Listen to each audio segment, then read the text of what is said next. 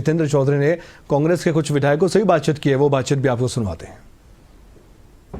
कांग्रेस के अंदर एक बड़ा बदलाव हुआ है। प्रदेश अध्यक्ष के तौर पर राव नरेंद्र सिंह को जो है कमान दी गई है। साथ ही नेता विपक्ष जिसको लेकर के इंतजार लगातार किया जा रहा था, उसका भी ऐलान कर दिया गया है और पूर्व मुख्यमंत्री भूपेंद्र हुड्डा को ही विपक्ष का नेता बनाया गया है। हमारे साथ युवा विधायक है कांग्रेस के तीनों, उनसे बात करेंगे। बलराम दांगी जी है सबसे पहले, किस तरीके से इस फैसले को देख रहे हैं संगठन के स्तर पर और विधानसभा में नेता विपक्ष के तौर पर? बहुत बढ़िया फैसला हमारे शीर्ष नेतृत्व ने लिया है।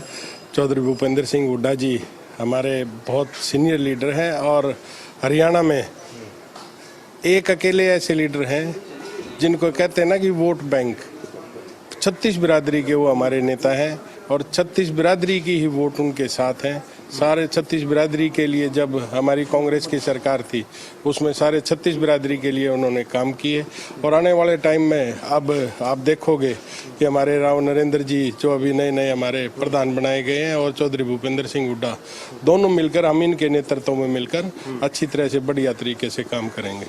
इंदुराज जी, आप कैसे प्रतिक्रिया देंगे इस बदलाव पर? देखिए, बदलाव तो नहीं कहेंगे, बदलाव तो आदरणीय चौधरी अध्यक्ष का तो बदलाव हुआ है। आदरणीय चौधरी भूपेंद्र हुड्डा जी नेता हैं, थे और रहेंगे।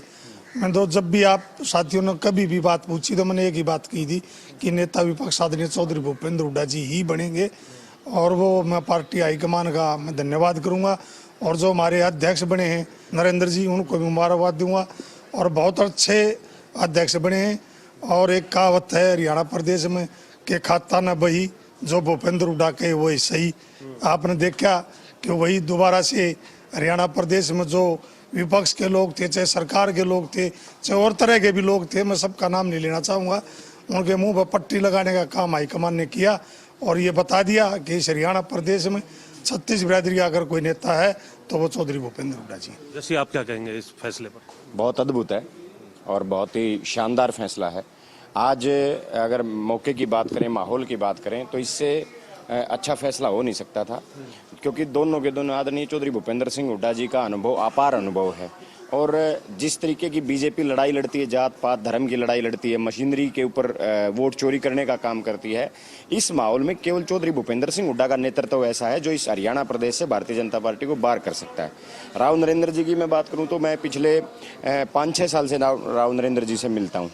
उनमें एक अलग सी एनर्जी है, युवाओं जैसी एनर्जी है और वेदशालीन तरीके से मिलते हैं, युवाओं से युवाओं की तरह मिलते हैं, बुजुर्गों से बुजुर्गों की तरह बात करते हैं। उनका संगठन का भी और सरकार का भी अनुभव उनका रहा है। 3 बार खुद विधायक रहे हैं, मंत्री रहे हैं, उनके फादर साहब 3 बार विधायक मंत्री रहे हैं। तो ये जोड़ी जैसे चौधरी उदय भान जी की और चौधरी भूपेंद्र सिंह हुड्डा की जोड़ी ने हरियाणा प्रदेश में एक बहुत बड़ा माहौल तैयार किया था। हालांकि वोट चोरी और एक कह सकते हैं जिसे जनादेश को चुराया गया, जनादेश चुराया गया बीजेपी के द्वारा, लेकिन जिस तरीके से चौधरी भूपेंद्र सिंह हुड्डा और चौधरी उदय भान जी की जोड़ी ने कमाल किया था, इस प्रदेश में कांग्रेस के लिए माहौल बनाया था, 9 में से 5 लोकसभा की सीटें जीतने का काम किया था।